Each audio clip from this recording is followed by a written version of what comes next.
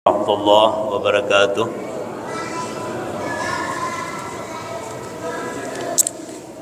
Bismillahirrahmanirrahim. Alhamdulillahi rabbil alamin. Wal aqibatu lil muttaqin wala udwana illa 'alal zalimin. Wassalatu wassalamu ala Rasulillah wa ala alihi wa ashabihi wa man tabi'ahum bi ihsan ila yaumiddin, amma ba'd. Rabbi israh li sadri wa yassir li amri wa hlul 'uqdatam min lisani yafqahu qawli. Subhanaka la ilma lana illa ma 'allamtana innaka antal alimul hakim wa la haula wa la quwwata illa billahil aliyyil azim. Kaum muslimin dan muslimat yang sama-sama dirahmati Allah Subhanahu wa taala. Alhamdulillah, kita kembali bersama-sama selalu memanjatkan puji syukur kehadirat Allah Subhanahu wa taala karena kita masih diberi kesehatan, kesempatan, kekuatan, sehingga tak terasa kajian kita khusus di bidang ilmu tasawuf insyaallah satu kali dalam sebulan. Dan adapun subbahasan kita pada malam yang berbahagia ini adalah makna dan hakikat Isra Mi'raj. Jadi makna dan hakikat Isra Mi'raj, Allah Subhanahu wa taala telah berfirman, A'udzubillahi minasyaitonir rajim. Subhanalladzi asra bi 'abdihi lailan minal masjidil haram ilal masjidil aqsa alladzi barakna haulahu linuriyahu min ayatina innahu huwas samiul basir.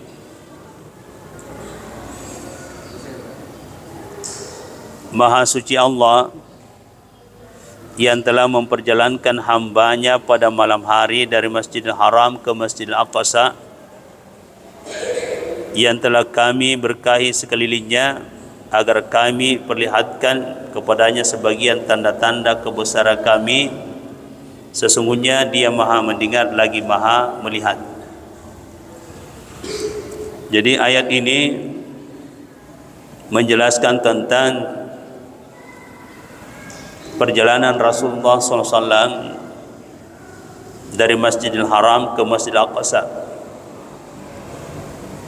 Namun perlu kita dalami apa makna dari perjalanan baginda Rasulullah SAW dari Masjidil Haram ke Masjidil Aqsa.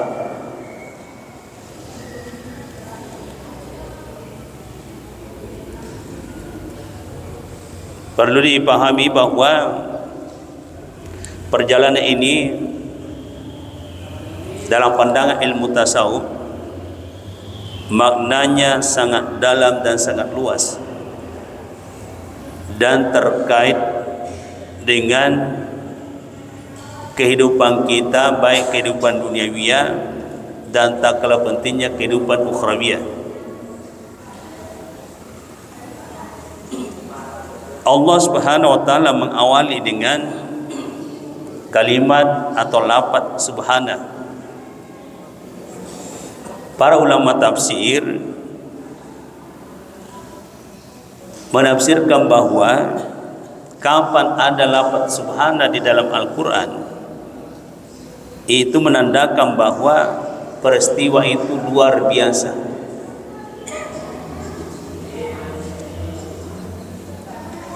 Lalu yang kedua, lafaz asra bi 'abdihi, memperjalankan hambanya. Di sini ulama tasawuf mencoba menelusuri bahwa mengapa Allah memakai lafaz asra bi 'abdihi bukan asra bi Muhammadin. mengingatkan bahwa perjalanan Rasulullah jadi melu ina kunjungi Nabi sallallahu alaihi wasallam sebenarnya adalah urusan hamba, urusan tamana. Ya, seandainya kata Nabi Muhammadin itu bertanda bahwa urusan pribadi. Jadi batuanna ia romelu nalukan Nabi sallallahu alaihi wasallam urusan tamana, urusan hamba, apa itu kunci segala kebaikan. Jadi kuncinya sidinna lecenge ia romelu na jemputkan Nabi Muhammad sallallahu alaihi wasallam. Apa itu? Salat.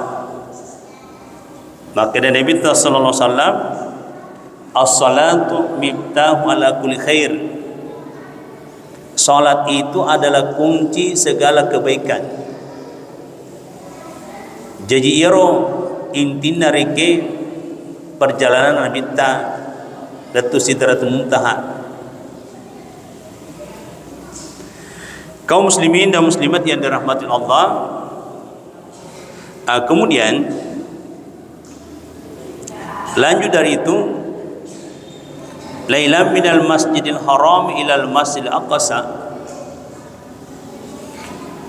Beliau diperjalankan pada malam hari dari Masjidil Haram ke Masjidil Aqsa. Apa makna kata lailan?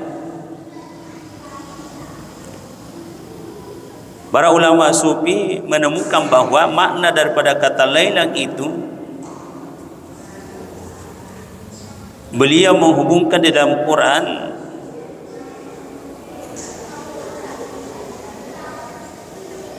surah Al-Isra, wa minal laili fatahajjat bihi nafilatan lak asa ayyab'atsaka rabbuka maqaman mahmuda.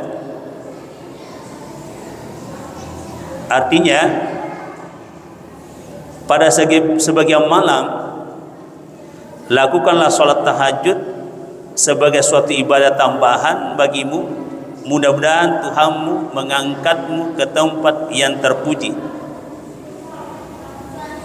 Jadi korelasi dari ayat ini bahwa mengingatkan kepada kita bahwa makna perjalanan malam yang dilakukan baginda Rasulullah SAW kaitannya dengan ayat yang kedua ini untuk mendapatkan kedudukan yang terpuji yang diselakan maqamam mahmudah. Dalam pandangan sufi bahwa maqamam mahmudah itu adalah kedudukan rohani. Kedudukan rohani. Saudara-saudara kita sebagian mereka lebih cenderung mencari kedudukan jasmani daripada kedudukan rohani. Bahkan rela mereka berkorban sampai miliaran juta untuk mendapatkan kedudukan jasmani. Padahal kedudukan jasmani sangat singkat, hanya berkisar 5 tahun berkompetisi lagi. Lalu ada kedudukan yang disiapkan Allah, di mana kedudukan rohani itu dapat menenangkan kehidupan kita. Bahkan kalau rohani kita tenang, maka insya Allah yang lainnya ikut tenang. Jadi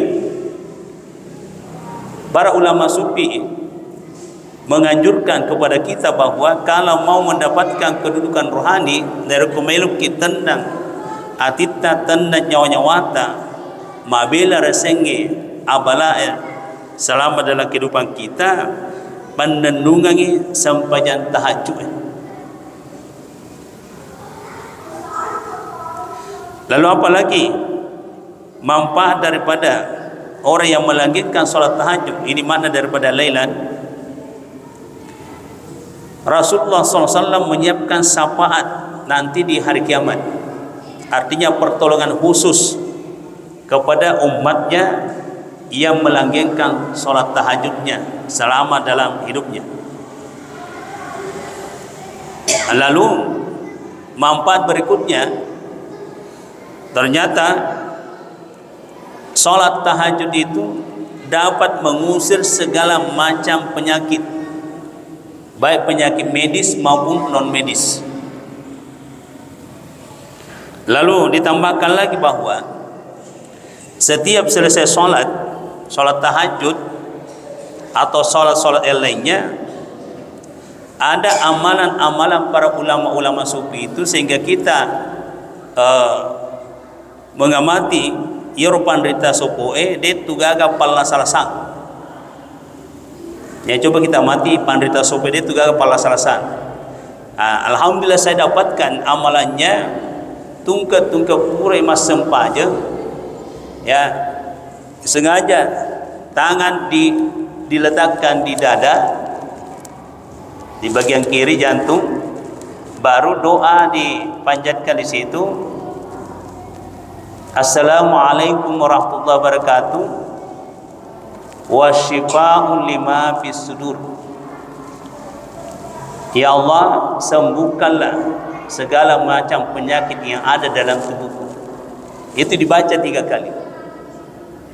Itulah amalan-amalan ulama-ulama sufi, sehingga dia tugaga kita Pandrita Sopo palla salasan. Nah, ini bagusnya diamalkan setiap selesai sholat. Ya, lebih-lebih nanti sholat tahajudnya, karena di situ sholat tahajud intinya itu adalah curhat kepada Allah. Apa yang kita inginkan kepada Allah, ya sebenarnya lewat sholat tahajud. Ya, kalau sholat fardu itu sudah jelas kan. Jadi ada tambahan untuk mendapatkan kemuliaan khusus dari Allah, sholat tahajud. Dari seluruh salat sunat, dia nagaga riasena sampai tahajud. Sini dah sampai sunnah ya, sampai jam parlu mandi riasena. Nah, di situ ada amalan khusus. Ya, amalan khusus. Namal ketupan ditari lota, yordendre. Ya, tangan diletakkan di dada, baru baca Assalamualaikum warahmatullahi wabarakatuh, wasyifa'un lima fis sudur. Baca katelum. Insyaallah dia itu ni palla salasan. Nah, ini bisa kita aplikasikan atau buktikan setiap selesai sholat. Jadi paling dahsyat itu setelah sholat tahajud, dan boleh setiap selesai sholat fardu atau sholat sunat. Tapi saya mengamati yang paling dahsyat di situ adalah setelah sholat tahajud. Karena hubungannya tadi, sholat tahajud adalah pengusir segala macam penyakit, dan ada amalannya. Itu namanya terapi zikir, ya, terapi doa. Hadirin hadirat yang dirahmati Allah Subhanahu wa taala. Lalu manfaat lagi daripada sholat tahajud itu, ini makna daripada Lailah tadi. Ternyata sholat tahajud itu menjadi juga magnet rezeki, menjadi magnet rezeki. Qala al ulama, maka dia itu Pandrita Sopoe, arba'atun tajlibur rizqa. Ada 4 amalan, rezekimu akan lancar, urusanmu akan lancar. Yang pertama, qiyamul lail. Masuk lagi qiyamul lail, sepanjang penih salat tahajud. Jadi waktu salat tahajud yang paling afdal itu sepertiga akhir malam. Jadi sepertiga akhir malam itu ya jam 3 lah sampai masuk subuh. Jadi minimal di situ bagusnya 8 rakaat, witir 3 rakaat. Nah, setelah itu kita baca istighfar minimal 100 kali, salawat 100 kali, dan tahlilan 100 kali.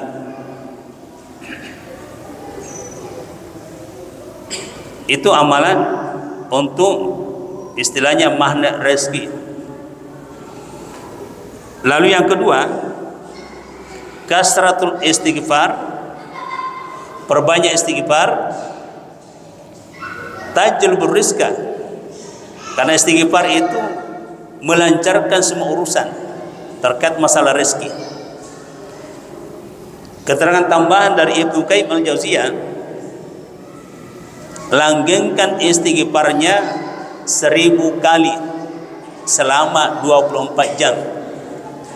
Kita akan rasakan dahsyatnya istighfar. Jadi langgengkan 1000 kali selama 24 jam. Jadi bisa kita ansur 200 setiap waktu kali 5 waktu. Nah, kalau itu dilakukan secara istiqamah, insya Allah kita rasakan seperti apa dahsyatnya istighfar. Ada beberapa hadis menyampaikan tentang kemuliaan daripada istighfar. Pertama, man aksara istighfar, siapa yang memperbanyak istighfarnya, ja'alallahu lahu min kulli hammin faraja wa min kulli dhiqin makhraja. Siapa yang memperbanyak istighfarnya, maka Allah akan berikan setiap ada kesedihan, Allah akan berikan suatu kegembiraan. Setiap ada kesempitan, Allah akan berikan jalan keluar atau pelonggaran. Lalu warazaqahum min haitsu la yahtasib, dan Allah akan berikan rezeki datangnya tak disangka-sangka. Jadi intinya, langgengkan saja istighfar minimal 1000 kali selama 24 jam. Ini semua disediakan magnet rezeki, supaya rezeki kita lancar dan berberkah. Lalu yang ketiga, as-sadaqatu likulli yaum, bersedekahlah setiap hari. Jadi bersedekah di sini bukan berarti duit pak, apa saja yang bermanfaat kepada orang. Biasakan kita berbagi. Ini semua dapat mengundang rezeki. Bahkan kandungan daripada sedekah itu ada 3. Pertama, patolak bala. Yang kedua, obat, pak bura. Dan yang ketiga, umpan rezeki. Itu kandungan daripada sedekah. Lalu yang keempat, langgengkan sholat duha. Ya, langgengkan sholat duha. Jadi sholat duha itu afdalnya minimal 4 rakaat setiap pagi. 2 rakaat diniatkan untuk sedekah pada tubuh kita, karena sel-sel tubuh kita itu senang sekali kalau disedekahi dengan sholat. Ini sudah diteliti oleh para ilmuwan. Ternyata gerakan-gerakan sholat itu yang benar, yang sesuai dengan tuntunan yang ada, itu dapat menyehatkan seluruh sel yang ada dalam tubuh kita. Nah, dapatlah dibayangkan sel-sel yang ada dalam tubuh kita itu triliunan. Padahal di awal kita hanya 1 sel yang menembus dinding rahim ibu. Nah, hitungan sederhananya 1 kilogram timbangan kita itu sama dengan 1 triliun sel. Jadi tarikan nih, saya akan timbang tak. Saya terakhir saya timbang diri saya 84 kilogram. Berarti 84 triliun sel. Dan itu butuh sedekah sholat. Nah, temuan ulama-ulama kita, khususnya ulama sufi itu, dapat denungan ia sempajan duhana. Jadi 2 rakaat pertama diniatkan untuk sedekah pada sel tubuh kita, dan 2 rakaat yang kedua itu untuk memperlancar semua urusan.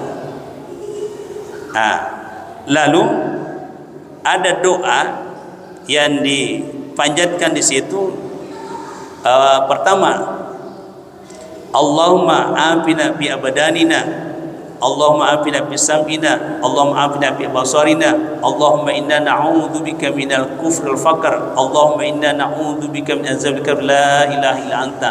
Dianjurkan di situ diulangi 3 kali. Ya, kemudian lanjut lagi doanya. Allahumma inna nas'alukal afiyata fid dunya wal akhirah. Allahumma inna nas'alukal afwa wal afiyah fi dinina wa dunyana wa ahlina wa amwalina.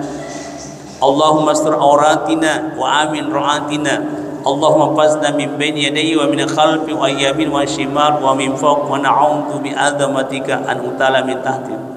Ya, bisa ditambah lagi doa berikutnya, baru nanti di akhir dibacalah doa untuk duha. Allahumma inna du'auka dan seterusnya. Ya, jadi seperti itu Bapak Ibu. Inilah amalan-amalan seperti ini kalau kita istiqamah langgengkan, insya Allah akan lancar semua urusan dan kehidupan kita bagus. Ya, hadirin hadirat yang dirahmati Allah Subhanahu wa taala. Jadi inilah makna dari kata lailan tadi. Ya, saya hubungkan dengan salat malam atau salat tahajud. Lalu makna berikutnya, minal masjidil haram ilal masjidil aqsa, dari masjidil haram ke masjidil aqsa. Apa makna dari kalimat tersebut, dari masjidil haram ke masjidil aqsa? Di sini mengingatkan bahwa masjid ke masjid itu adalah tempat suci. Ya, tempat suci. Jadi artinya kalau mau bagus kehidupannya, ya, kalau mau bagus kehidupannya, mari kita awali dengan kesucian hati. Ya, mari kita awali dengan kesucian hati. Ibnu Qayyim al-Jauziyah mengatakan, sehat dan bersihnya hati manusia, sehat dan bersihnya hati manusia adalah sumber keselamatan, kesuksesan, kebahagiaan dunia dan akhirat. Jadi kita harus berusaha bagaimana supaya hati kita selalu bersih, selalu suci. Karena Ibnu Qayyim mengatakan, kapan hati kita mampu dijaga kesehatannya, kesuciannya, maka hati akan menjadi sumber kesuksesan, kebahagiaan, keselamatan dunia dan akhirat. Kita hubungkan lagi, sebelum diberangkatkan baginda Rasulullah SAW menuju Sidratul Muntaha, apa yang dilakukan baginda, apa yang dilakukan malaikat Jibril kepada baginda Rasulullah SAW? Ternyata Jibril alaihissalam itu mengambil inisiatif napui arona nabita napanala atina napa nabisai wa zamzam. Di sini ditelusuri apakah hati Nabi kotor? Tidak. Ada makna, ada pelajaran yang bisa kita petik, kita semua ini khususnya umatnya, bahwa kalau mau bagus kehidupannya, baik kehidupan duniawiyah maupun kehidupan ukhrawiyah, pertama harus kesucian hati. Engkau kita lepas jengi hati tak. Nah, setelah dibersihkan hati Nabi oleh Jibril, beliau diisi dengan apa? Iman, ilmu, dan hikmah. Jadi iman, ilmu, dan hikmah. Ini menandakan bahwa iman adalah modal hidup. Ya, iman adalah modal hidup dunia dan akhirat. Jadi selama kita tinggal di dunia, jaga iman kita, tak jagai tepetak. Nasabah upana masulah tepetak monrodino, hancur masa depan kita, baik dunia maupun akhirat. Nah, untuk menjaga iman itu, kita pahami pondasi iman itu ada 3. Jadi pondasinya yang sangat tepat telu. Atas diku bil kalbi, ikrar bil lisan wa amal bil arkan. Jadi na patong yang hati, na puada lila, na buktikan ilan rale. Ini pondasi iman. Jadi apa yang ada di dalam hati kita, mari kita berupaya sesuaikan dengan omongan dan perbuatan. Jadi istilahnya lisi atita ipasi cocok ireke ampe-ampewe makoto poro pangkukenge. Ini namanya membangun pondasi iman. Ya, namanya saja pondasi. Kalau ini goyang, ini rusak, maka pasti runtuh bangunan. Makotona tu kehidupan na rupa tawe, nare kumasolang ia telue, lain dia hati, lain di mulut, lain di perbuatan, pujago jagota makareso, tetap akan hancur masa depan kita, dunia dan akhirat. Nah, kita amati, kita lihat sekarang keadaan. Rata-rata imannya orang sekarang goyang. Lain di hatinya, lain di mulutnya, lain di perbuatannya. Jadi cocok agak napodangi puang Allah Ta'ala dia kurang yang maka wa ma asabakum bi musibatin fa bima kasabat aydikum wa yafu an katsir. Musibah apapun yang menimpa kalian fa bima kasabat aydikum, boleh dipangkaukan utama tunggu. Itu dari tingkah kita sendiri. Jadi kalau ada musibah, ada cobaan yang menimpa kita, jangan salahkan siapa-siapa. Kembali introspeksi diri, koreksi diri kita. Dia nata kena sedia tu abala. Risik dia rupa tahu sangadinna alina botomat. Ya, hadirat yang dirahmati Allah Subhanahu wa taala. Jadi pondasi iman sudah jelas. Nah, untuk merawat iman, ya untuk merawat iman, karena tantangan sekarang sangat drastis. Apa kata Rasulullah? Jaddidul iman bila ilaha illallah. Perbaharuilah asalah imanmu, rawatlah imanmu dengan lafaz la ilaha illallah, la ilaha illallah. Jadi lafaz la ilaha illallah ini sebaiknya diamalkan ripalonganna sepanjangnya. Karena di situ ada 4 kalimat zikir itu. Napodangi Nabi tamakada ahabul kalam ila Allah arbaun. Ada 4 kalimat zikir Allah cinta, Allah senang sama kita. Subhanallah, alhamdulillah, la ilaha illallah, Allahu akbar. Jadi subhanallah kita sudah baca setiap selesai sholat 33 kali, alhamdulillah 33 kali, Allahu akbar 33 kali. Narekui pandanungan roh aman nih. Nah, di sini muncul lagi pertanyaan, kenapa lafaz la ilaha illallah dilangkai? Tidak ada keterangan di situ membaca juga 33 kali. Saya dapatkan di riwayat yang lain, hudurul qalb ma'allah ala kulli hal.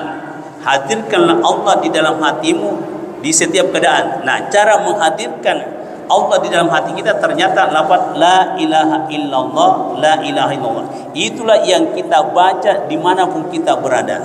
Sehingga kalau itu dilanggengkan lafaz la ilaha illallah, maka insya Allah hati kita akan selalu terkoneksi ke atas sama Allah. Sehingga maka Pangulut ta'ali man zakkarallahu subhanahu wa ta'ala ni kini kita tu lima sikir itu lima rengeran lor Allah ta'ala ahyallahu qalbahu, Allah akan menghidupkan hatinya.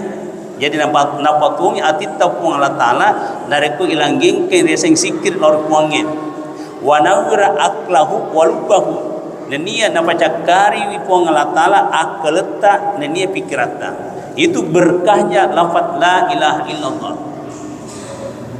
Jadi maka Pangulut ta'ali man zakkarallahu subhanahu wa ta'ala ni kita tu lima sikir lima rengeran di puang Allah ta'ala ahyallahu qalbahu, dihidupkanlah hatinya oleh Allah. Napa tu hati puang Allah ta'ala, kemudian wa nawwir aqlahu walubahu, napa cakariangi akalatan ya pikirata. Nah, kalau sudah seperti itu Bapak Ibu, Masya Allah, seperti apalah ketenangan hidup itu. Jadi ketenangan hidup itu adalah hak mutlak Allah. Jadi kita ini sebagai hamba sebenarnya berusaha saja, amalkan saja, amalkan saja. Itulah sehingga ya alhamdulillah kita sudah bukukan ini tasawuf amali. Jadi zikir-zikir di sini sudah saya kumpulkan semua, dan cara sholat yang benar sesuai dengan tuntunan yang ada. Jadi ini namanya tasawuf amali, ilmu tasawuf yang menekankan ya amalan-amalan spiritual. Jadi supaya jangan sembarang amalan, karena kapan kita mengamalkan suatu ibadah yang tidak dicontohi oleh Nabi, itu tertolak. Ya, jadi sebaiknya kita beribadah itu harus diilmui baru diamalkan. Ya, al ilmu qablal qauli wal amal. Nah, saya melihat dan mengamati keadaan sekarang tidak sebanding lurus semangat beribadah dengan ilmunya. Jadi dari komelu kira-kira berkualitas kira-kira ya, amalan usahakan ilmui, pahami dulu. Jangan semangatnya terlalu tinggi, lakukan ini tidak sesuai dengan petunjuk, capek. Karena Nabi ada mengatakan siapa yang mengamalkan suatu amalan ibadah yang tidak pernah saya contohkan, ya, maka itu tertolak. Ya, tertolak. Ya, sama juga kalau kita melaksanakan beberapa amalan-amalan sunnah, sholat sunnah. Contoh, ada riwayat menyebutkan bahwa siapa yang menjaga atau memelihara 12 rakaat sholat sunnahnya akan dibangunkan istana di surga. Itu sholat rawat sunnah muakkad. Jadi seperti apa? Pertama 2 rakaat sebelum sholat subuh, itu kan muakkad. Kemudian duhur 4 rakaat sebelum duhur dan 2 rakaat sesudahnya, itu muakkad. Jadi 6 8. Kemudian 2 rakaat sudah sholat maghrib, berarti 10, dan 2 rakaat sesudah isya, itu muakkad. Ditambah lagi ghair muakkad, itu susunannya itu dalam amalan-amalan ibadah sunnah. Ya, ghair muakkad itu 2 rakaat sebelum maghrib. Jadi engkau tuh sembahyang 2 rakaat sebelum maghrib, itu ghair muakkad. Keterangannya di situ Nabi SAW 3 kali mengatakan sallu qabla maghrib, sallu qabla maghrib bima syi'ta. Salatlah sebelum maghrib, salatlah sebelum maghrib ya bagi yang mau. Maka ulama di situ memposisikan bahwa di situ adalah ghair muakkad. Jangan juga langsung diponis bahwa tidak ada salat sunnah sebelum maghrib. Ya, asal mega mo untuk masjid bang ireke pura balasun rakamat. Ya, saya bilang ajak muna maraja seke. Mega mo sempanya sunnah tu ordin ikugau. Makanya di sini harus kita tambah bacaan-bacaan kita. Dan memang di situ kedudukannya ghair muakkad. Kemudian sebelum isya 2 rakaat itu kedudukannya lagi ghair muakkad. Sesudah isya ditambah lagi 2 rakaat selain daripada muakkadnya. Di situ ada keterangannya lagi. Siapa yang melaksanakan sholat sunnah 4 rakaat sebelum dia tinggalkan tempat duduknya, maka dia diberikan pahala seperti Lailatul Qadar. Jadi begitu. Ya, jadi Bapak Ibu yang dirahmati Allah, jadi itu kalau kita paham seperti itu, mas semangat di pugawi. Ya, jadi itulah semangat beribadah itu naik volumenya kalau kita paham. Ya, hadirin-hadirat yang dirahmati Allah Subhanahu wa taala. Kemudian lanjut dari itu, Jibril melakukan pengisian ilmu. Ya, jadi ilmu. Rasulullah ada mengatakan bahwa man arada dunya fala bil ilmi wa man arada al-akhirah fala bil ilmi wa man aradahuma fala bil ilmi. Siapa yang menginginkan kebaikan dunia harus dengan ilmu, siapa inginkan kebaikan akhirat harus dengan ilmu, siapa inginkan kebaikan dunia dan akhirat harus dengan ilmu. Saya mencoba menelusuri lagi beberapa makna daripada hadis itu. Ternyata ilmu itu hakikatnya adalah cahaya. Kita koneksikan dengan roh. Roh kita adalah cahaya dari Sang Maha Cahaya. Jadi ternyata Bapak Ibu, Eropa disengenge si bonyawata itu satu paket. Ya, jadi Eropa disengenge si bonyawata satu paket. Nyawata cahaya dari Sang Maha Cahaya. Ya, saya selalu silakan Nurul Anwar, ya. Cahaya dari Sang Maha Cahaya.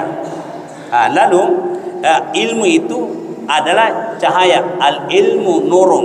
wa nuru minallah. Cahaya itu dari Allah. Ya, jadi ilmu itu ada cahaya dan cahaya itu dari Allah.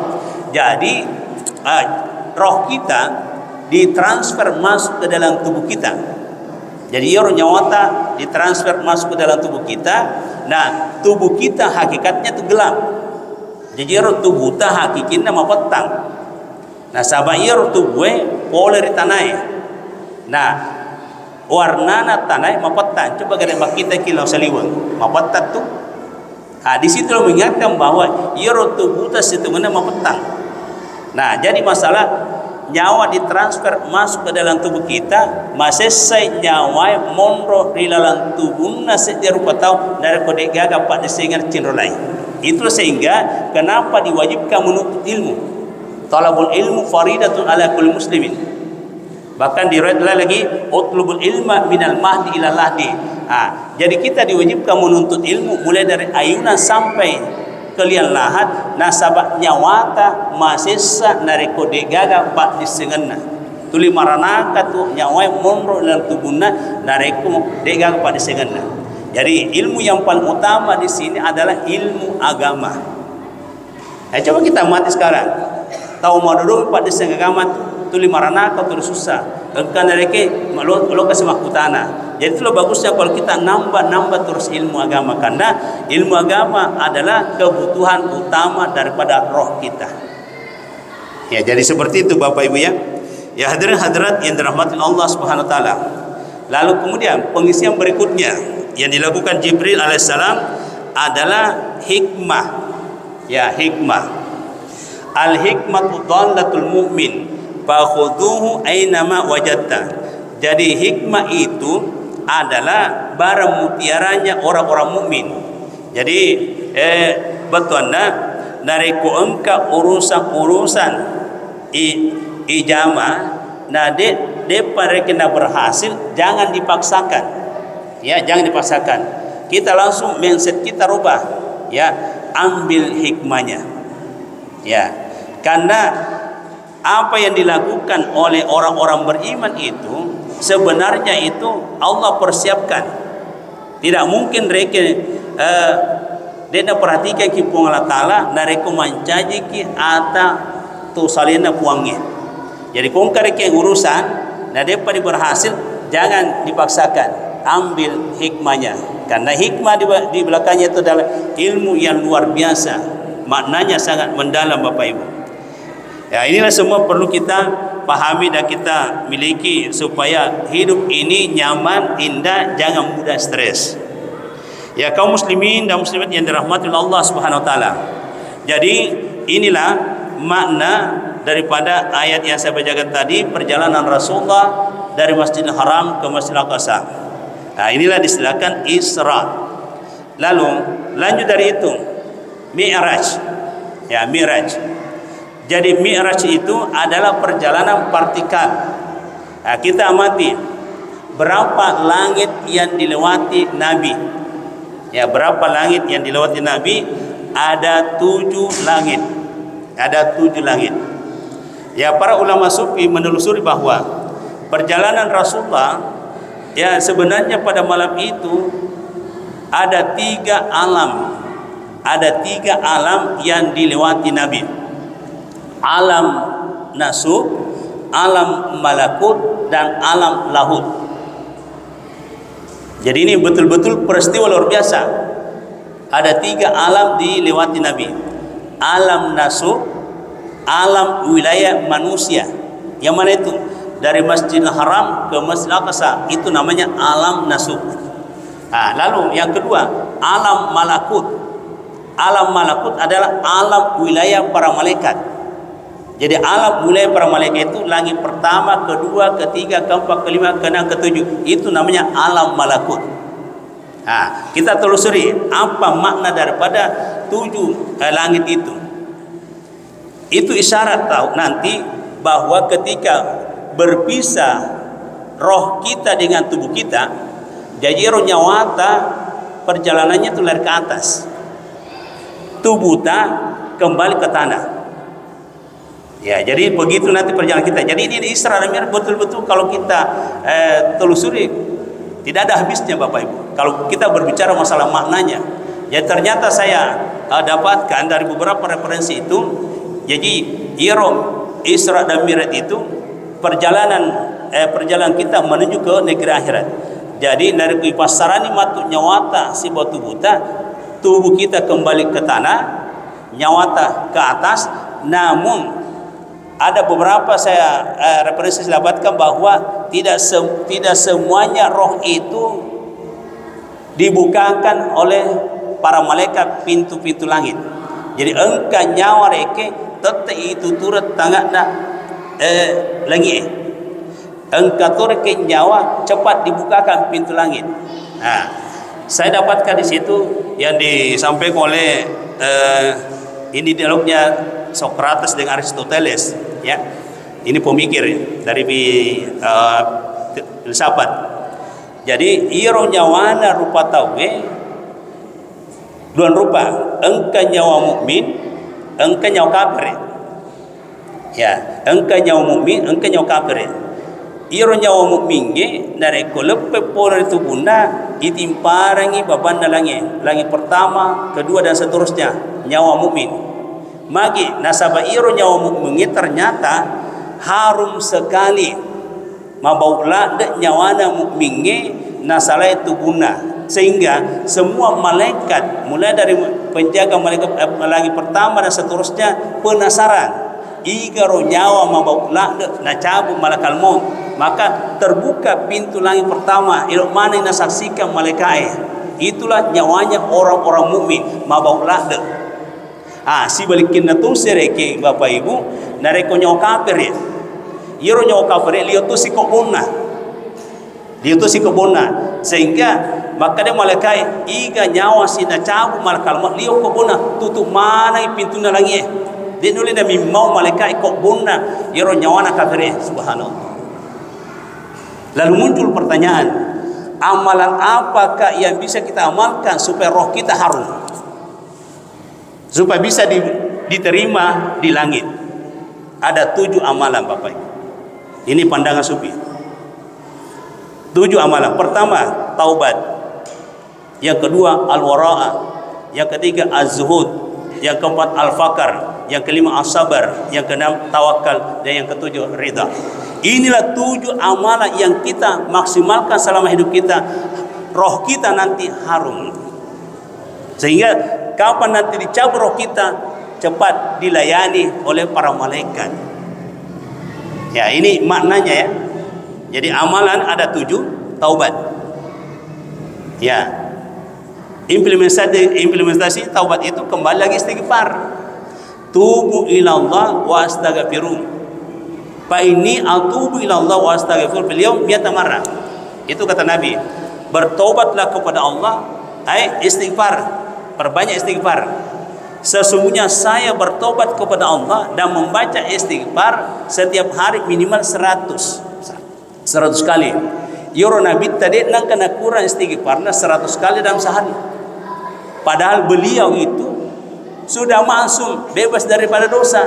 Tapi karena dia adalah panutan, dia memperlihatkan kepada kita.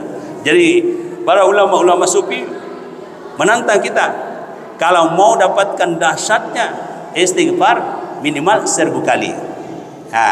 Ini amalan rutin. Jadi kalau kita amalkan seperti itu nanti, insya Allah ya imbalannya kembali kepada roh kita. Jadi kalau diamalkan terus itu nanti dicabut roh kita, mabawi nyawata, mabawi harum roh kita, sehingga semua pintu langit itu malaikat menyambut kedatangan kita, karena roh itu akan kembali ke atas. Ya, jadi roh dengan sholat itu paket lagi. Jadi nyawata sebuah sempanjangnya 1 paket lagi. Apa kata Ibnu Qayyim al-Jauziyah?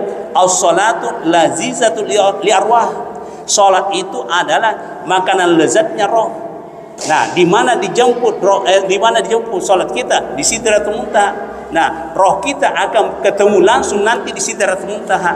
Jadi mendapatlah maqamah mahmudah, kedudukan yang terpuji. Nah, inilah perjalanannya roh kita. Kalau kita amalkan, kita langgengkan minimal 7 amal itu. Jadi pertama tadi adalah taubat, intinya perbanyak istighfar. Jadi tadi itu saya sampaikan makna rezeki itu tambahan. cabang-cabangnya sabit. Yang paling penting di sini adalah untuk penyambutan roh kita di langit. Lalu yang kedua, al-wara'ah. Ya, al-wara'ah. Jadi rasa al-wara'ah batuannya manini, hati-hati. Jadi batuannya reke hati-hati ki masalah andrewe. Ya. Jangan masukkan ke dalam tenggorokan kita kalau tidak jelas halalnya. Ya, termasuklah juga ya caleg-caleg yang mak bagi-bagi mapakur panas saja lo halalana. Ya, panasai. Ya, jadi kalau pandangan sufi itu ya diragukan. Ya, kalau dalam agama kita istilahnya ragu subhat. Ya, subhat. Nah, ia rasanya subhat, maka dia Nabi minta wa ma waqaf fi subhati waqaf bil haram. Jadi kapan masuk dalam kategori subhat, ujung-ujungnya nanti juga haram. Jadi itu sehingga perlu kiman ini. Ya, panas saja lo. Agak-agak halalana napa yala napa yandre. Nah, ini namanya manini. Terus lagi dari segi tutur kata, mak berekada harus juga kita hati-hati. Manini ki mak berekada. Pergaulan juga begitu. Pokoknya semuanya harus serba hati-hati. Ya, bergaul dengan sesama manusia hati-hati, bertutur kata kepada sesama manusia hati-hati. Pokoknya segala aktivitas kita di dunia ini harus serba hati-hati. Inilah distilahkan al-wara'ah. Ya. Lalu yang ketiga, ya amal yang ketiga az-zuhud. Ya, az-zuhud. Yang dimaksud az-zuhud itu adalah saya kombinasikan dengan tasawuf klasik dengan tasawuf modern. Kalau tasawuf klasik itu makna zuhud itu nak bukuri lino, dia nak jampangi lino. Nah, itu sehingga banyak yang mempelajari tasawuf itu ya artinya apa ya, gagal ya tasawuf istilah nasi ugi ya tasawuf. Ya, di sini perlu dipahami bahwa zuhud itu mendapat nikmat biasa-biasa, mendapat pujian atau coba biasa-biasa. Nah, ini yang saya kombinasikan dari paham zuhud. Jadi runtuh kira-kira dale ya biasa-biasa saja, karena kita pahami bahwa rezeki ini hanya titipan Allah. Ya, mendapat ujian cobaan ya biasa-biasa saja, karena mendapat ujian cobaan itu nauji ki Allah Taala. Ya, karena Allah sudah katakan alladzi khalaqal mauta wal hayata liyabluwakum ayyukum ahsanu amala. Jadi Allah telah menciptakan kematian kehidupan. Untuk apa itu? Ujian buat kita semua. Lalu ayyukum ahsanu amala, siapakah yang paling bagus amalnya? Jadi sehingga di sini saya mau meramu dengan dua pendekatan tasawuf klasik dengan modern, sehingga saya menyimpulkan bahwa zuhud itu mendapat nikmat biasa-biasa saja dan mendapat ujian cobaan juga biasa-biasa saja. Kalau perlu semua yang terkait masalah keduniaan itu cukup digenggam saja, jangan dimasukkan di hati. Karena kapan dimasukkan di hati, bisa saja nanti kalau hilang sakit hati. Hanya satu saja bisa dimasukkan di dalam hati, hanya Allah saja di dalam hati kita. Dunia beserta isinya cukup digenggam. Inilah implementasi daripada zuhud. Kalau sesuatu dimasukkan ke hati, hilang, terkadang hati kita sakit. Itu. Tapi kalau kita patuh bahwa segala keduniaan cukup digenggam saja, karena itu lambat atau cepat pasti dia akan meninggalkan kita, atau kita akan tinggalkan dia. Makanya hanya satu saja yang selalu dihadirkan di dalam hati kita adalah Allah. Nah, supaya aman dalam kehidupan kita. Inilah pemahaman saya tentang zuhud. Lalu yang keempat, al-faqar. Ya, al-faqar. Di sini juga saya melihat dan mengamati ya yang mempelajari ilmu tasawuf terkadang di sini keliru. Ya. Al-faqar di sini dasarnya antumul fuqara'u ila Allah. Kalian itu fakir di hadapan Allah. Jadi cara penempatannya fakir itu di hadapan Allah. Jangan merasa kita memiliki di hadapan Allah. Jangan dibawa al-faqar ini di hadapan manusia. Ya. Kalau al-faqar dibawa di hadapan manusia, nalik-jaliknya kita tahu, pandangnya kita tahu. Ini salah penempatan. Makanya dasarnya antumul fuqara'u ila Allah. Kalian itu fakir di hadapan Allah. Jadi di dalam hati kita itu jangan merasa kita memiliki, ya. Itu semua adalah milik Allah. Tapi ini al-faqar ini jangan dibawa kepada sesama di hadapan manusia. Nalik-jaliknya gitu, tunai gitu, pandangnya tinggi. Mampukah bertahan kita punya perasaan kalau nak hina lagi? Jadi itu sehingga di sini saya combine lagi, ya, saya kombinasikan lagi bagaimana supaya sesama manusia bisa saling menghargai, ya, saling menghormati. Karena di dalam ilmu sosiologi itu kan ada namanya strata sosial, ada masyarakat bawah, ada masyarakat menengah, dan ada masyarakat atas. Jadi saya telusuri, saya kombinasikan ini yang cocok supaya kita bisa selepel sesama manusia, supaya jangan saling menghina, ya, jangan saling mengejek, ya, jangan saling memandang enteng. Nah, sabab ia tu rupa tahu memang sifatnya mapakro. Supaya dia nak pandang enteng kita usahakan jangan tinggal di bawah. Ya, angkat naik. Itu sehingga ada hadis menyebutkan al-mu'minul qawi khairun wa habbu ilallah minal mu'minid daif. Orang mukmin yang kuat lebih baik dan lebih dicintai oleh Allah daripada orang mukmin yang lemah. Artinya apa? Naluri Nabi sallallahu alaihi wasallam harus perkuat, minimal 4 kekuatan harus kita miliki supaya hidup ini bisa tenang, nyaman. Pertama, kekuatan iman. Kedua, kekuatan ilmu. Yang ketiga, kekuatan mental. Dan yang keempat, kekuatan ekonomi. Minimal 4 kekuatan kita miliki, insyaallah aman. Nah, kalau aman makin begitu enak ibadah. Nah, kita lihat 5 rukun Islam. 5 rukun Islam semuanya butuh materi. Semuanya butuh materi. Mulai dari syahadat, salat, puasa, zakat, haji, semuanya butuh materi.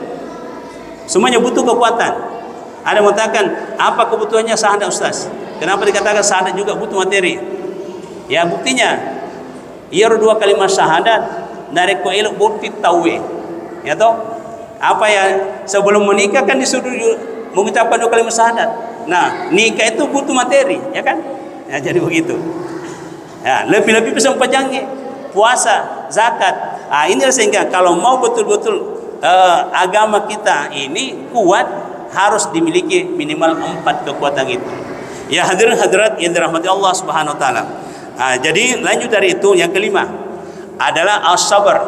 Ya, sabar. Nah, sabar itu Allah Subhanahu wa taala telah berfirman, "Wasta'inu bil sabr was salat, innallaha ma'as sabirin."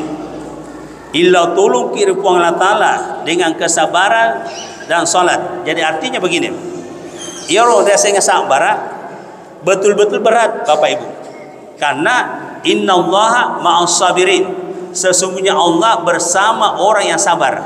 Jadi mafhum kalapanya bahwa ini sabar ini betul-betul berat. Nasi wangi, ya toh?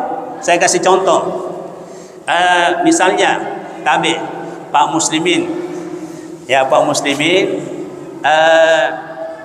mau masuk ke hutan. Ditahu bahwa di hutan itu ada ular besar. Ya, kira-kira Pak Muslimin berani tidak? Tidak berani. Tapi kalau misalnya Pak Muslimin tahu saya punya ilmu sakti, saya bisa taklukkan ular. Pak Muslimin kenal saya bahwa tahu saya khawatir kalau sama Pak Ustaz, ada ilmunya, dia bisa taklukkan ular. Kira-kira berani bersama dengan saya?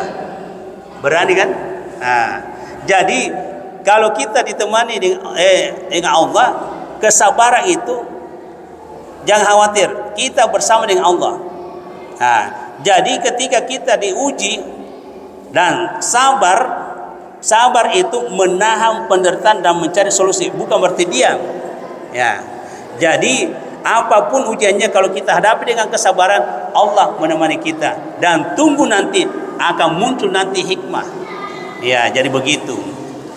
Ya, hadirin hadirat yang dirahmati Allah Subhanahu wa taala. Lalu yang keenam, tawakal. Ya, tawakal. Jadi tawakal di sini istilahnya mapisona kira oleh ponge. Tapi sebelum kita tawakal, ada namanya ikhtiar, ada namanya doa. Jadi usahakan ini, jadi pasuku ki usahata, pasuku pada wangata, napaki tawakal. Jadi telu krong. Jadi pasuku ki usahata, pasuku pada wangata, napaki tawakal. Ini ajaran agama kita. Dan terakhir, ridha. Ya, ridha. Jadi apapun yang diputuskan Allah, ya sesuai dengan usaha dan doa kita, kita reda saja menerimanya. Nah, inilah semua perlu kita terapkan dalam kehidupan kita. 7 komponen tadi ini kapan diterapkan? Insya Allah suatu saat nanti kalau berpisah roh kita dengan tubuh kita, maka roh meninggalkan tubuhnya dalam keadaan harum, mabau. Tapi kapan tidak diamalkan seperti ini, maka roh nanti dicabut dari tubuhnya, ya roh nyawai makobong, sehingga 7 pintu langit tidak bisa terbuka. Bapak Ibu, ini makna yang didapatkan oleh para ulama-ulama sufi. Ya hadirin hadirat yang dirahmati Allah Subhanahu wa taala. Jadi yang terakhir sekali, intisari daripada perjalanan baginda Rasulullah sallallahu alaihi wasallam, ya tadi saya sudah sampaikan bahwa adalah kunci segala kebaikan. Kunci segala kebaikan ternyata adalah salat. Dan Allah sampaikan kepada kita di dalam Al-Qur'an, hafizu ala salawati was salatul wusta wa qumu lillahi qanitin. Jadi intisari dari ayat itu, para kain bo sampajata majepu sampajata payu para kaiki. Itu intisari saya dapatkan dari ayat itu. Hafizu ala salawati was salatul wusta wa qumu lillahi qanitin. Jadi para kai sampajata majepu sampajata payu para kaiki. Jadi kalau kita pelihara bapak salat itu, insya Allah otomatis kita akan terkoneksi dengan pemeliharaan Allah. Dan Allah mengatakan, "Fallahu khairu hafidha wa huwa arhamur rahimin." Maka Allah lah sebaik-baik pemelihara dan Dia Maha Pemurah lagi Maha Penyayang. Jadi dari kumeluk kita para kai puange, dari penjagaan khusus puange, salat harus betul-betul dilaksanakan dengan benar. Nah, pelaksanaan salat yang benar itu dengan pendekatan tasawufnya ada namanya syariat, tarekat, hakikat, ma'rifat. Jadi syariatnya salat adalah ilmunya. Jadi syarat sahnya, syarat wajibnya, rukunnya itu harus dipahami semuanya, lalu kita aplikasikan, kita buktikan. Pembuktiannya itu distilahkan tarekat. Jadi tarekat itu adalah jalan. Jalankan semua tadi itu rukunnya, syarat sahnya, syarat wajib, jalankan, itu namanya tarekat. Nah, kapan dijalankan bukan dengan hukumnya tadi aturannya, itu namanya salah tarekat. Nah, kalau bagus perjalanannya, pelaksananya tadi itu, maka secara otomatis akan muncul namanya hakikat salat. Nah, hakikat salat itu Allah sendiri sampaikan, inna sholata tanha anil fahsya wal munkar. Sesungguhnya salat itu dapat mencegah kita dari perbuatan keji dan munkar. Nah, saya mencoba menelusuri lagi dengan pendekatan tasawufnya. Yirsampajan natarim punatala, ternyata engkau dampingi matur atita. Jadi engkau tu matak gotur atita dari ko engkau masalah salah namparang ya bukan hakmu itu, haram itu, engkau tahu. Di situ kita rasakan nikmatnya salat. Nah, jadi itu hakikatnya. Jadi hasil daripada pelaksanaan rukun, syarat dan seterusnya. Jadi engkau tuh dampingi. Jadi salat itu adalah punya kekuatan tak terhingga dari atas. Ya, jadi begitu Bapak Ibu ya. Kemudian hakikatnya lagi salat itu adalah selalu ada ketenangan. Ya, ada firasat, engkareke petunjuk, engkareke hidayah, tulu kontrol kekuliase. Di sinilah nikmatnya salat. Itulah saya dikatakan tadi oleh Ibnu Qayyim al-Jauziyah, as-salatu lazizatul arwah. Jadi salat itu adalah makanan lezatnya roh. Nah, bagaimana untuk mendapatkan aplikasikan tadi itu rukunnya, syaratnya dan seterusnya. Saya rasa demikian, wallahu a'lam bishawab. Ada pertanyaan?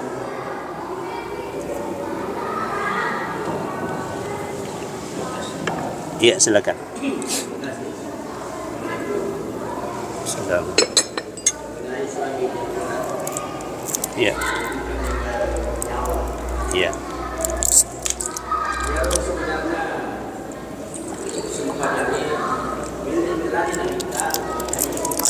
Iya.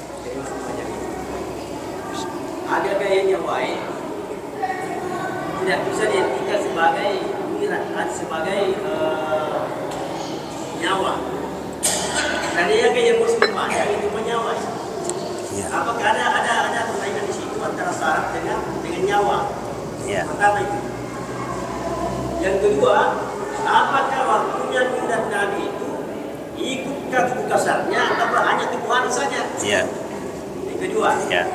Terus kenapa mestinya Jibril pada saat itu sewaktu Nabi masuk Sidratul Muntaha, kenapa Jibril tidak bisa masuk? Iya. Sedangkan kita ketahui bahwa salat itu adalah merupakan juga cahaya. Iya. Sedangkan Jibril juga adalah berasal daripada cahaya. Iya. Kenapa mestinya Jibril pada saat itu? Kira-kira apa yang terkandung dalam rahasia itu sehingga Jibril tidak bisa masuk, hanya Nabi Muhammad SAW bisa masuk di Sidratul Muntaha untuk menerima salat. Iya. Kemudian yang terakhir, Ustaz, karena ini persoalan nyawa, itu kan nyawa Allah menyukai. Iya. Menyukai nyawa kepada tubuh kita. Berarti secara logika seakan-akan bahwa yang masuk dalam tubuh sebenarnya itu adalah Allah atau nyawa. Iya. Apakah tidak identik itu bahwa nyawa itu adalah Allah juga? Jadi, ataukah sama dengan nyawa dengan Nur Muhammad juga? Iya. Karena ini kan Nurullah, lahirnya Nur Muhammad itu adalah dari Nurullah. Iya. Jadi dari Nurullah, Nur lahirnya dari Nur Muhammad ini. Iya.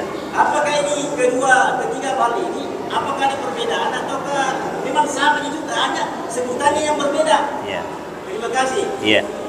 Jadi yang pertama, kita kembali kepada sabda Nabi, as-salatu mi'rajul mu'minin. Jadi ya Rasul pajange mirajatna mukminge. Ya. Nah, kita hubungkan salat dengan roh, toh? Jadi ia Rasul pajange si bonyawata. Jadi biasa orang piang to makada engkana sempajang nasabat nyawai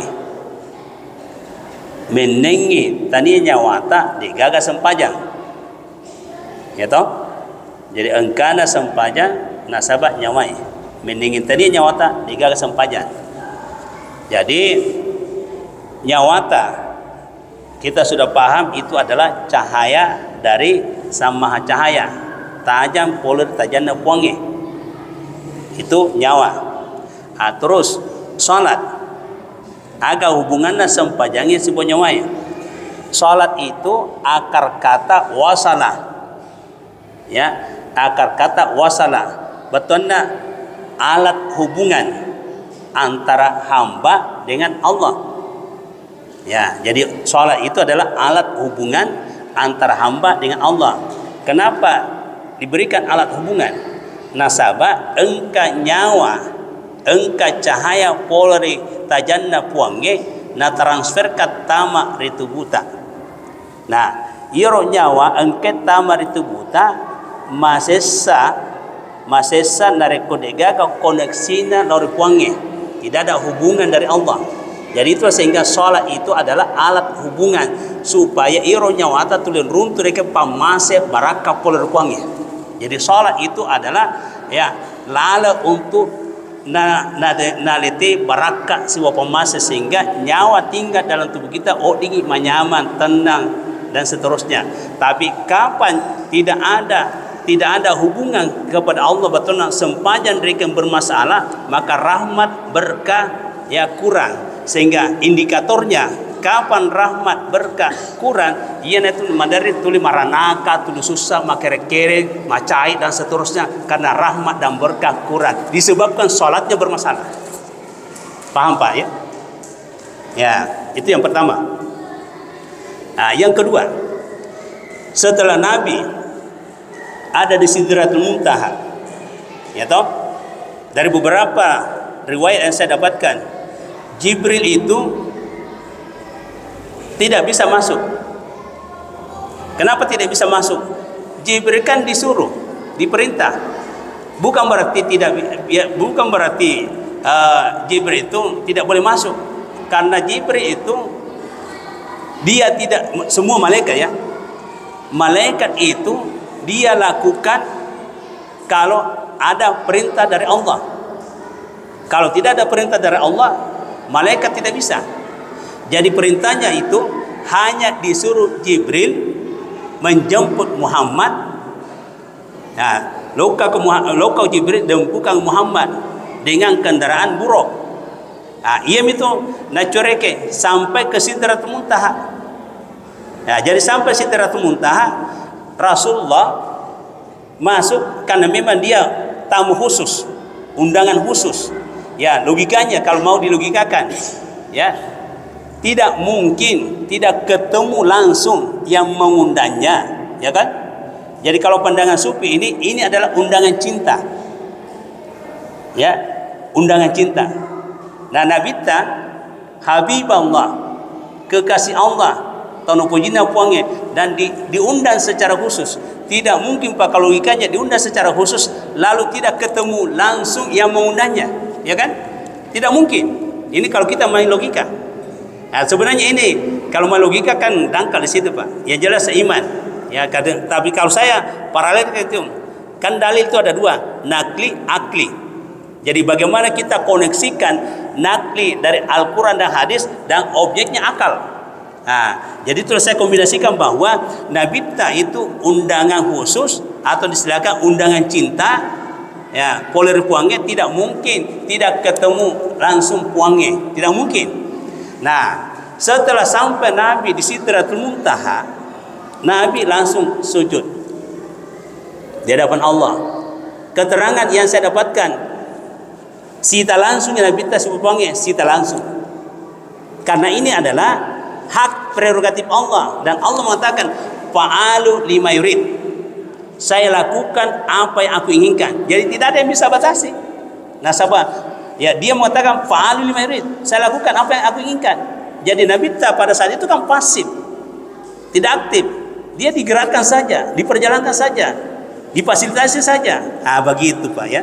Nah, setelah itu Nabi bangun berdialog nih puangnya, at-tahiyatul mubarakatus salawatut thayyibatu lillah, segala penghormatan, keberkahan, kebaikan, keselamatan milik Allah. Ini tuh puang mapunai.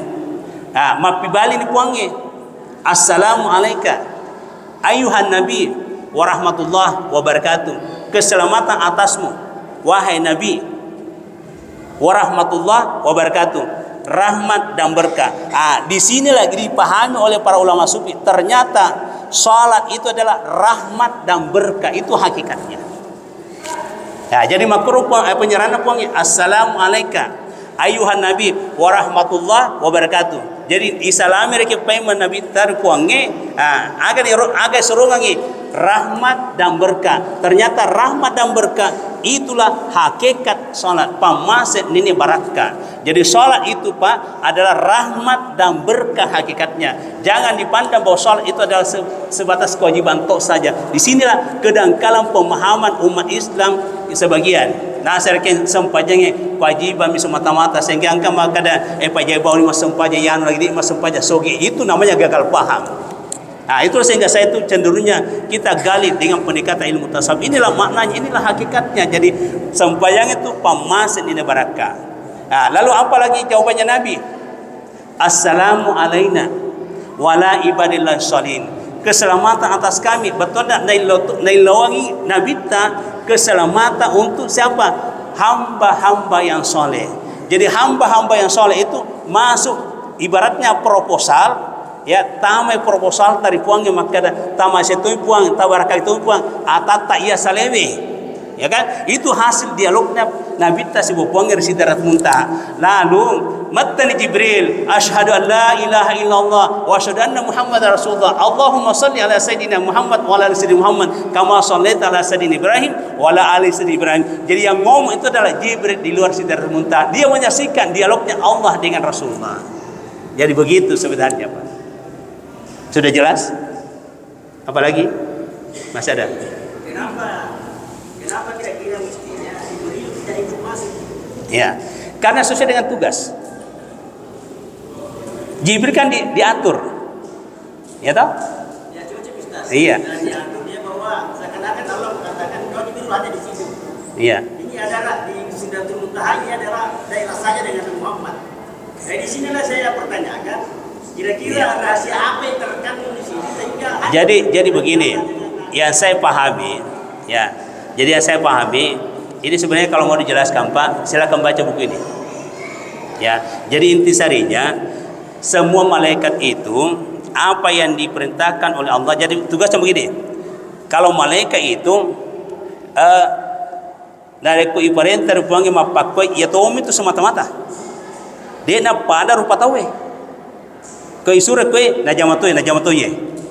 Itulah yang membedakan malaikat dengan manusia. Jadi di sini tidak boleh kita mainkan logika di sini. Yang jelasnya malaikat itu la ya'sunallah ma amarahum wa yaf'aluna ma yu'maru. Jadi malaikat itu tidak pernah durhaka kepada Allah dan dia kerjakan apa yang diperintahkan oleh Allah. Nah, jadi malaikat kalau disuruh berdiri terus sampai kiamat dunia, tidak ada kelukusannya. Kalau ruku terus, sujud terus sampai kiamat dunia. Nah, jadi itulah sehingga setelah Rasulullah kembali dari Sidratul Muntaha, kenapa ada berdiri, kenapa ada ruku, ada sujud? Nah, ada malaikat itu ibadahnya berdiri saja terus sampai kiamat dunia. Ada malaikat ruku saja terus sampai kiamat dunia. Ada malaikat sujud saja terus sampai kiamat dunia. Nah, itu sehingga setelah kembali Rasulullah dari Sidratul Muntaha dipraktekkan berdiri, ruku, sujud, karena itu adalah ibadah para malaikat. Dan itu malaikat berdiri saja sampai kiamat dunia, tidak ada setelah mengeluh. Nah, yang banyak mengeluh itu adalah manusia. Kenapa manusia mengeluh? Karena ada nafsu. Malaikat itu hanya semata-mata akal. Nah, jadi begitu sebenarnya. Jadi kalau kita main logika dari situ, ya terbatas logika kita. Yang jelasnya di situ dalilnya bahwa malaikat itu kalau beribadah itu monoton saja. Kalau disuruh satu, itu saja terus. Tidak ada embel-embelnya itu. Nah, itulah sehingga kita harus pahami bahwa malaikat ibadahnya seperti itu. Jangan disamakan dengan ibadah manusia. Ya, kalau disuruh sholat wajib, mau tambah-tambah sholat sunnah, ada lagi sigir-sigirnya. Nah, itulah kelebihan kita manusia ketimbang daripada malaikat. Sehingga ada ungkapan mengatakan manusia itu bisa lebih mulia daripada malaikat dan manusia bisa juga lebih hina daripada binatang. Karena kita ini ibadah kita fleksibel. Ya, jadi begitu. Malaikat monoton saja. Jadi bisa kita tandingi itu kemuliaannya malaikat. Ya, bisa kita tandingi dengan tadi itu pemahaman agama kita perbanyak amal ibadah karena malaikat itu satu macam ibadahnya. Ya, jadi begitu sebenarnya. Itu kalau kita hubungkan antara ibadah malaikat dengan ibadah kita. Ya. Masih ada? Seperti Nabi di Ustaz yang Mi'raj itu hanya nyawanya saja, tidak ikut. Ini juga ada beberapa pendapat, tapi saya simpulkan bahwa Nabi ta ipajopa tubunna lolon nyawana. Ada pendapat itu dari beberapa referensi itu ada mengatakan mimpi itu pendapat. Ya, keliru. Makanya tuh subhanalladzi asra bi abdihi. Kita harus pahami dengan pendekatan tafsir. Maha suci Allah. Jadi tadi saya katakan bahwa Allah mengawali lafaz subhana itu menandakan bahwa ini peristiwa luar biasa. Luar biasanya di sini nyawana lolon tubuna nabita ipaendra ke Sidratul Muntaha itu sehingga dikatakan luar biasa, Pak. Seandainya ke nyawana mungkin bukan luar biasa. Ya toh? Jadi subhana itu menandakan bahwa peristiwa ini luar biasa, tanda luar biasanya nyawana lolon tubuna nabita jopa ipa jopa merek Sidratul Muntaha. Maka itu sehingga lafaz subhana di awal itu ayat. Nah, supaya jangan ragu. Nah, sebab ada beberapa pendapat maka ada nyawana mi palola nabita merek engkau tubuna ri Makkah itu keliru. Ya. Jadi begitu, Pak ya. Jadi jangan ragu bahwa memang Nabi diberangkatkan roh dengan jasadnya. Dan tadi lagi fa'alu lima yurid, kata Allah, saya lakukan apa yang kuinginkan. Jadi akal di sini kalau akal saya dimainkan dengan akal, apalagi kalau akalnya masih tamyiz. Ya, nanti bisa terima akal itu ke akalnya itu sudah masuk dalam akal yang level tinggi. Ya, seperti yang kemarin saya sampaikan tuh bahwa akal manusia itu ada 3 tingkatan. Jadi akal tamyiz, akal tajribi dengan akal an-nazari. Nah, akal yang bisa menerima peristiwa ini akal yang level tinggi. Nanti akal an-nazari baru bisa terima. Yang banyak menolak itu tamyiz dengan tajribi. Nah, jadi wajar saja, Pak, karena akal manusia bertingkat. Nah, bisa menerima peristiwa ini adalah level akal yang tertinggi yang distilahkan an-nazari. Nah, makruh. Kan akal manusia berbeda-beda. Nah, untuk menyuguhi akal kita tergantung lagi ilmunya. Kualitas akal tergantung ilmunya. Sudah berapa banyak ilmu masuk di otaknya, akal bisa berubah. Ditambah lagi pengalaman. Kalau banyak pengalamannya, akal lagi bisa berubah, bisa lebih kuat lagi. Jadi begitu. Jadi wajar kalau banyak akal tidak menerimanya karena status akalnya tamyiz. Akal tamis itu hanya andremi jambat tinro yemrunessen ro. Akal tajribi ya naik sedikit, ada pengalamannya. Ini masih bisa bingung lagi di sini. Agak begitu. Nanti betul-betul nanti di atas itu di akal an-nazari itu baru luas betul. Bisa terkoneksi dengan ayat yang ada. Jadi ayat nakli, akal, akli. Jadi dalil nakli, akli. Nah, kalau sudah terkoneksi seperti itu, sempurna pemahaman manusia. Jadi begitu. Saya rasa sudah jelas. Demikian wallahu alam bisawab. Amin. Bismillahirrahmanirrahim. Alhamdulillah rabbil alamin. Sallallahu alaihi wasallam Muhammad wa alihi wasallam. Allahumma rzuqna fahman nabiyina wa hifdzal mursalin wa hamal malaikatul muqarrabin ya zal jalal ikram. Allahumma allimna bima jahilna wa dzakkirna bima nasina ya zal jalal ikram ya alim ya halim ya hafiz ya alim wa syadu. Alhamdulillah rabbil alamin. Al-Fatihah. Amin. Assalamualaikum warahmatullahi wabarakatuh.